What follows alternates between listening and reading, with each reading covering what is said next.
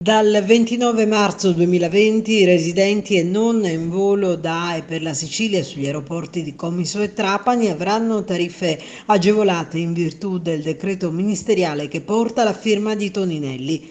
140 posti riservati giornalmente sulla rotta Comiso-Milano-Linate e viceversa su 2 voli, 280 su quella Roma-Fiumicino e il tutto su fasce orarie garantite. 38 euro per Roma e 50 per Milano le tariffe stabilite, a cui andranno aggiunte tasse aeroportuali e IVA per i residenti. Per i non residenti, sempre ad esempio sulle stesse tratte, si va da un minimo di 76 a un massimo di 114 euro per Roma e da 100 a 150 per Milano, naturalmente con aggiunta poi di IVA e tasse aeroportuali. Trapani garantirà invece i collegamenti a tariffa agevolata su Trieste, Brindisi, Parma, Ancona, Perugia e Napoli, per le quali le tariffe residenti vanno da un minimo di 35 a un massimo di 60 euro.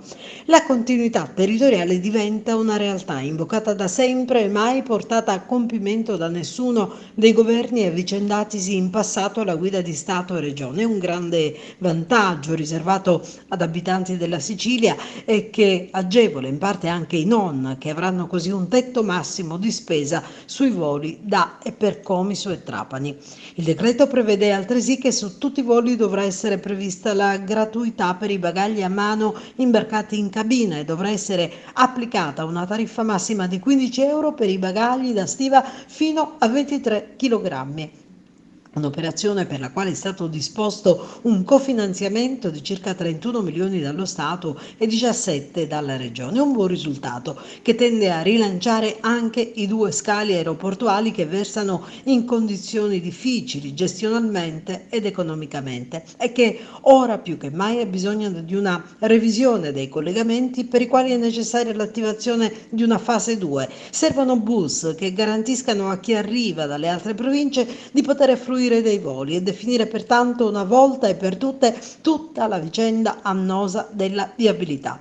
Serve poco, infatti, tutto questo se la rete stradale di collegamento non viene consegnata alla libera circolazione dei cittadini. Ci riferiamo ancora una volta ai cantieri fermi sull'Agrigento Palermo e sull'Agrigento Caltanissetta, alla statale che da Agrigento raggiunge Comiso, che è vecchia, tortuosa e inadeguata, alla 115 che conduce da Agrigento a Castelvetrano per permettere poi di approdare a Trapani Birgi. Perché, dato che le più fortunate province di Catania e Palermo l'aeroporto lo posseggono dentro casa, Enna e Caltanissetta possono disporre di una veloce autostrada per recarsi allo scalo di Catania Fontanarossa, i fruitori maggiori potremmo essere proprio noi che oltre all'aeroporto non possediamo neanche le strade per eventualmente raggiungerlo.